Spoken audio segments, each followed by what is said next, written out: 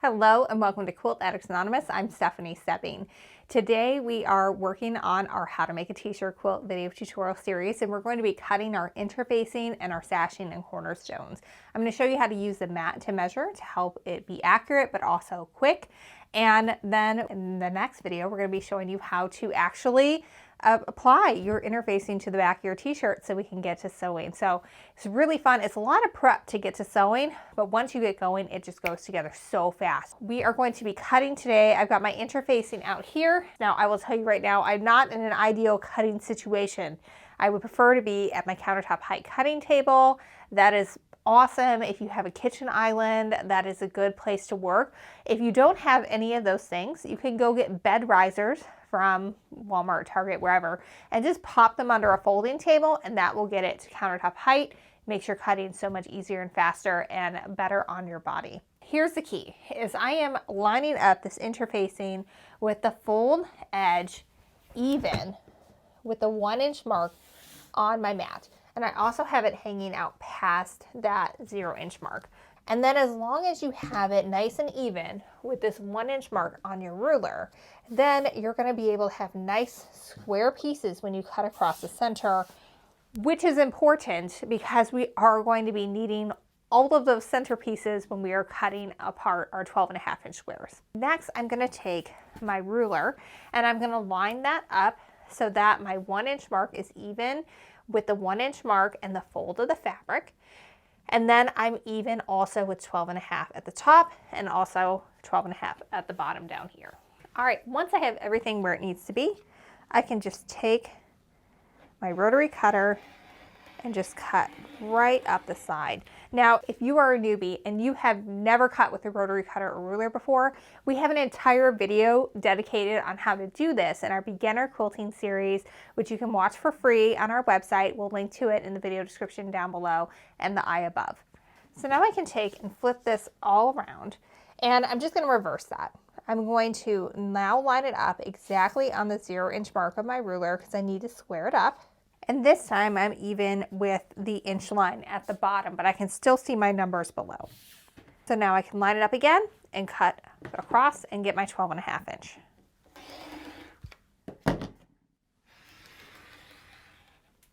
Now from here you have two options for subcutting this into our 12.5 inch squares. So I've got that lined up just with any inch line is fine. And then I can just lay my ruler at 12.5 inches again, and I can cut here and then open this up and cut, or I can use my ruler the entire time. So I'm going to go ahead and just cut this one. I'm going to cut again at the 0-inch to get that nice and squared up. So now I've got two 12.5-inch pieces. And remember, the shiny side is a fusible side, so do not get that mixed up or you're going to have a mess when it comes time to get ironing and everything together. We're going to set these aside. These are ready to go. This one is going to need a little bit more work to get ready because it's not 12.5 inches yet. So I'm going to go ahead and just open this up. So I'm just going to take my 12.5-inch square ruler and I'm lining it up so that my corners and my sides here are good to go. Once I'm happy with where everything is at, I can just cut here.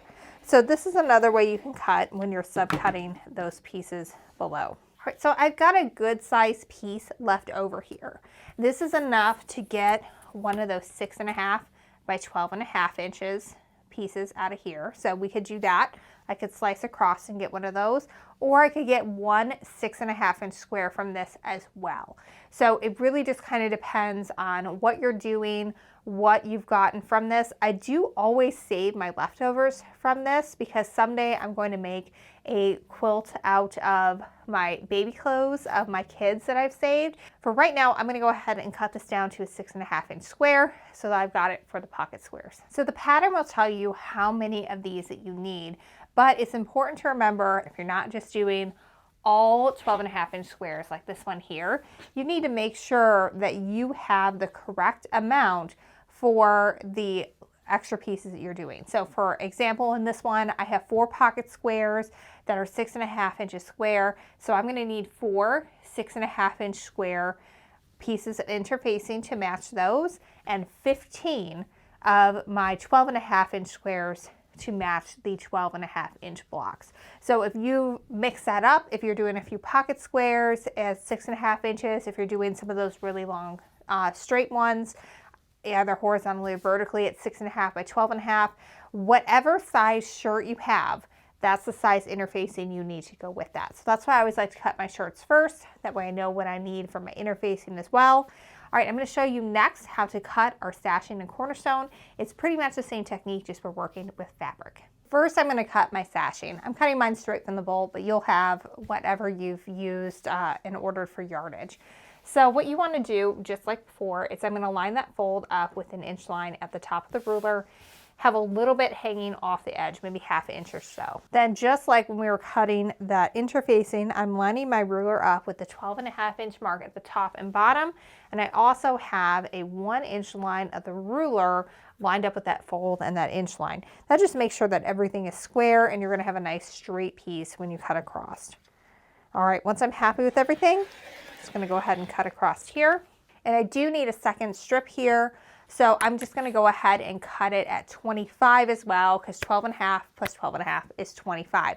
This first one I cut is not 12.5 yet because we still have to square that up. So I'm just going to go ahead and flip that over again, line my cut edge up with the 0-inch mark, put that fold again back up with that top, and then I can just cut right across the 12.5 again and get that nice and squared up. All right, one of these I'm going to set aside for now because I don't need it just yet.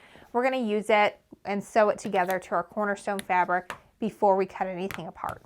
But for this one, I'm going to want to make sure that I subcut it to 3-inch widths. So for this one, I like to use the mat to measure again. So I've got the selvage hanging off past the inch line, and I've got the top edge even with the 0, or just any inch line is fine. And then this is important.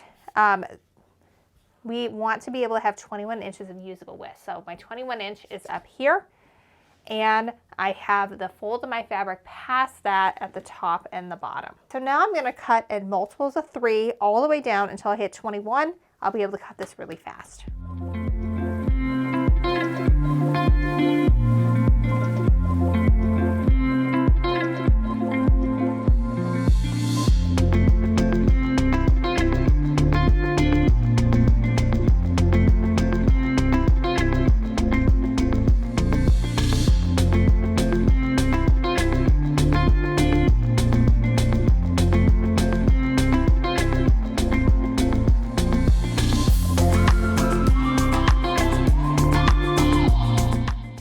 Now on this one, you don't really need to use the mat to measure. You can just use your ruler. I'm going to line an inch line up with that fold again, so we have a nice straight line, and not on this edge because that might not be straight or square yet, but I am making sure that I've got a little bit, 1/4 inch or so hanging off, and then I'm gonna just slice across the top,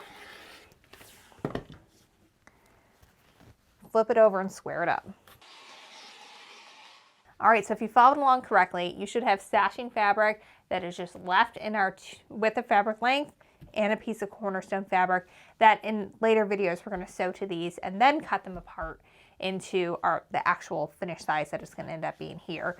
And then we should have some that are already cut to our 3 by 12.5 inch.